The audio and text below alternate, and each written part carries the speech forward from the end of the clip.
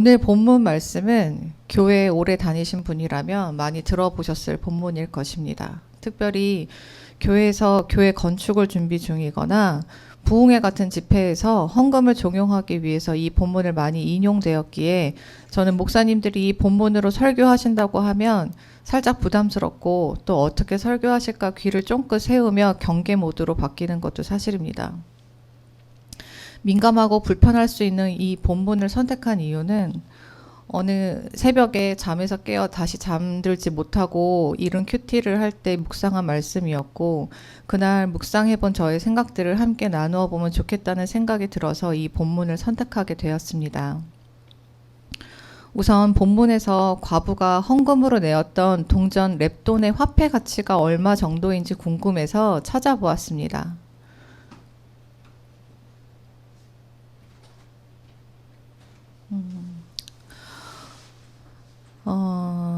표는 당시 로마 화폐를 정리한 것인데, 데나리오는 노동자의 하루 품삯의 가치가 있었고, 아사리오는 데나리온의 16분의 1의 가치가 있는 화폐로 당시 참새 2마리 정도를 살 수 있을 정도였다고 합니다.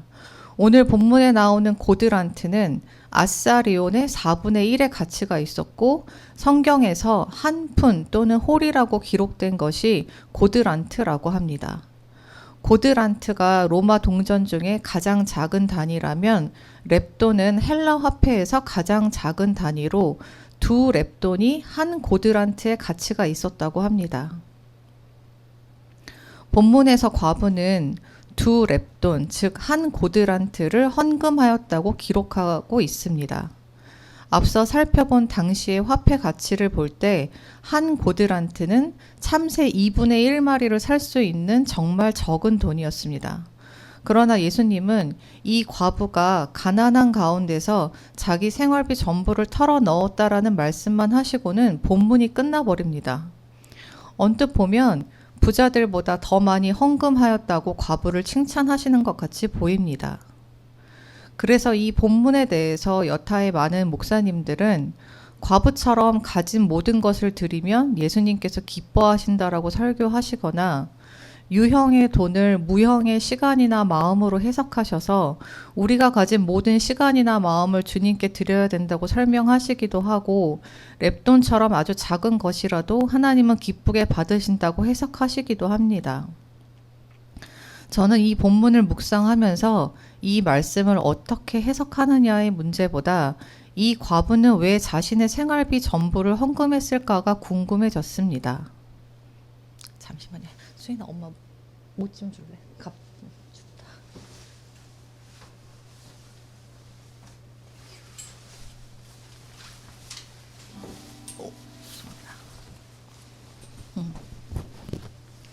왜였을까요? 왜 그랬을까요?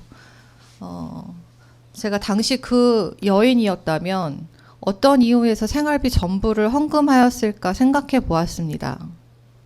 저는 과부가 처한 경우의 수에 따라 해석도 달라질 수 있겠다는 생각이 들었습니다. 일단 성경에서는 렙돈 2닙, 즉 한 고드란트가 그녀의 생활비 전부라고 기록되어 있지만 그것이 하루치의 생활비인지 일주일치의 생활비인지 한 달치의 생활비인지에 대한 자세한 정보는 없습니다. 그렇다면 저는 크게 두 가지의 경우로 구분해서 생각해 보았습니다. 우선 첫 번째는 그녀가 헌금한 한 고드란트가 그녀에게는 하루 또는 이틀치의 생활비였을 경우입니다. 자신이 하루 이틀 정도의 배가 골마도 하나님께 헌금하는 그 마음은 어떤 마음이었을까요? 곰곰이 생각해 보았습니다. 저였다면 아마도 두 가지의 경우였을 것 같습니다. 하나는 진정으로 그녀가 하나님을 사랑하고 감사하는 마음이 크기 때문에 한 행동이었을 것입니다. 제가 어렸을 적 저는 부모님이 맞벌이를 하셨기에 외할머니 손에서 자랐습니다.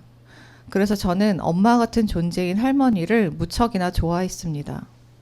저는 용돈이 생길 때마다 책상 서랍 속 나무 상자 안에 용돈을 모아두곤 했는데 제가 고등학생이 되었을 때 저를 보살펴 주신 할머니에 대한 감사의 마음을 어떻게라도 표현하고 싶어서 오랫동안 모아둔 용돈을 모두 할머니께 드렸던 기억이 생각났습니다. 과부의 마음을 이해해 보기 위해 제 삶 속에서 비슷한 경험을 떠올려 보았습니다. 당시 저는 정말 기쁜 마음이었습니다. 당시 학생이었던 저에게 그 용돈 상자는 저의 전 재산이었지만 점점 노쇠해져가는 할머니께 어린 제가 해드릴 수 있는 것이 많지 않았기에 당시 제가 할 수 있는 최대의 감사 표현이었습니다. 그리고 애써 모은 용돈이긴 했지만 그 돈이 없어도 저는 당장 먹고 입고 자는 문제를 걱정하지 않아도 되는 보호자가 있었기에 할 수 있었던 행동이었습니다. 과부도 그랬을 것 같습니다. 고아와 함께 당시 사회적 약자의 대명사인 과부로 살아가기가 힘들지만 그럼에도 하나님께서 친구 되어 주셔서 세상 살아가기가 외롭지 않고 버틸만 하기에 하나님께서 나의 보호자 되어 주심이 너무나도 감사해서 비록 가진 것이 없어 드릴 것은 없지만 그 마음 표현하고 싶어서 하루 이틀 정도의 배고픔을 기쁜 마음으로 견뎌내지 않았을까 상상해 봅니다. 또 다른 경우는 동병상련, 측은지심의 마음이지 않았을까 생각해 봅니다. 나도 넉넉하지 않은 상황이지만 나보다 더 어려운 애들을 돕고 싶은 마음이었을 수도 있을 것 같습니다. 솔직히 저는 아이를 낳기 전까지는 아이들에게 그닥 관심을 두지 않았던 것 같습니다. 하지만 출산과 육아의 과정을 거치면서 이제는 길거리에 지나가는 아이들에게도 쉽게 감정이입이 되어 보호자의 눈길로 바라보게 됩니다. 자녀를 양육하다 보니 자식이 눈물을 흘릴 때 부모 눈에서는 피눈물이 난다는 어른들의 말씀이 이제는 피부로 와닿습니다. 그래서인지 저는 아이들이 아파서 고통스러워하는 유니세프의 광고라든지 아이들을 대상으로 하는 범죄 뉴스라든지 세월호 같은 사건을 다루는 영상을 지금도 보기 힘들어합니다. 저는 지금도 저희 아이들이 아프다고 하면 온몸의 세포들이 바짝 긴장하여 비상 모드로 돌입하는데 주변에서 큰 병을 앓는 아이들의 소식을 접하면 그 어미아비의 마음은 오죽할까 싶어 저도 함께 아픔을 느끼곤 합니다. 그래서 저희 가족 다섯 먹고 사는 데에도 팍팍한 살림이지만 도움이 필요한 아이들을 위해 수술비 지원이라든지 생계비 지원을 틈틈이 해오고 있습니다. 다시 본문으로 돌아가 과부도 자신과 처지가 비슷한 또 다른 이들, 어쩌면 자신은 하루 이틀 배 굼지만 사흘 나흘째 굼는 다른 과부들을 위해 헌금하였을지도 모르겠습니다.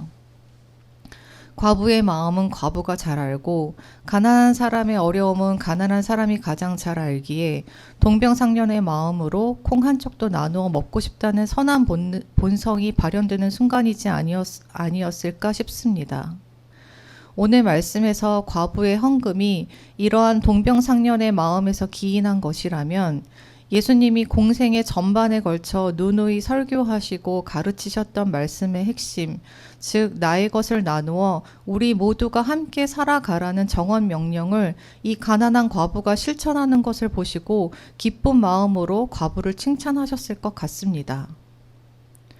지금까지는 한 고드란트가 하루 이틀 정도의 생활비라고 가정했을 때 상상해본 과부의 마음이었다면 이제부터는 한 고드란트가 사나흘 이상의 생활비일 경우를 상상해 보도록 하겠습니다. 여러분은 몇 끼까지 금식하실 수 있으십니까? 저는 대학 시절 CCC 금식 수련회에서 3일 금식해 본 것이 제 인생에서 가장 오래 해보았던 금식인 것 같습니다.